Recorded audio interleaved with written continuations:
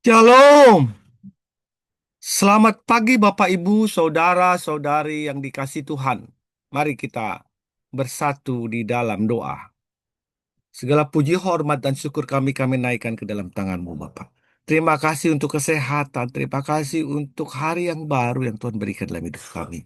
Berbicara Engkau Tuhan, pada pagi hari ini kami siap untuk mendengar firman-Mu. Amin. Kesempurnaan sebuah kesaksian. Ayub 1 ayat 10 sampai 11 mengatakan, bukankah engkau yang membuat pagar sekeliling dia dan keluarganya, serta segala yang dimilikinya?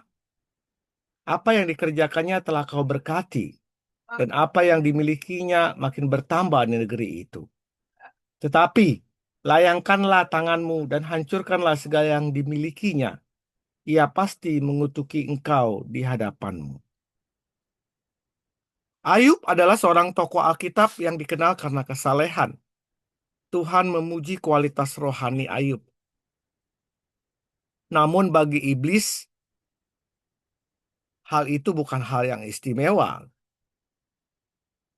karena semua fasilitas ada dalam diri Ayub. Hingga akhirnya Tuhan mengizinkan penderitaan terjadi dalam kehidupan Ayub. Namun kita tahu pada akhirnya Ayub menjadi pemenang atas imannya dengan memberi pernyataan, hanya dari kata orang saja aku mendengar tentang engkau, tapi sekarang mataku sendiri memandang engkau. Inilah nilai dari suatu iman. Inilah nilai dari suatu kualitas rohani. Apa yang dapat kita megahkan di hadapan dunia ini? Jika kualitas rohani kita hanya lahir dari kenyamanan hidup. Sebab iblis pun memiliki pemahaman yang demikian. Kalau kita hidup nyaman, tidak ada pencobaan, maka kita akan lurus kepada Tuhan.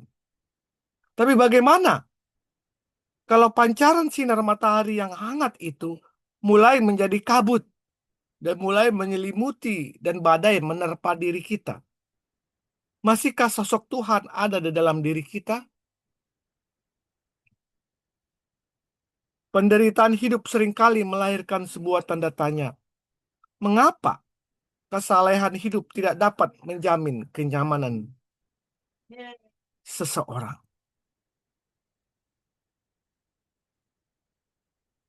Bahkan kita sering berpikir, sebab aku cemburu kalau aku melihat kemujuran orang-orang fasik.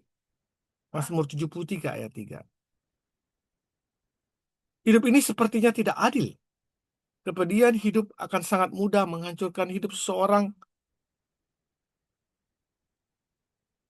yang di luar Tuhan. Namun bagi yang berakar di dalam Tuhan, kepedihan menjadi seperti sebuah kesaksian untuk menjadi teladan bagi orang lain.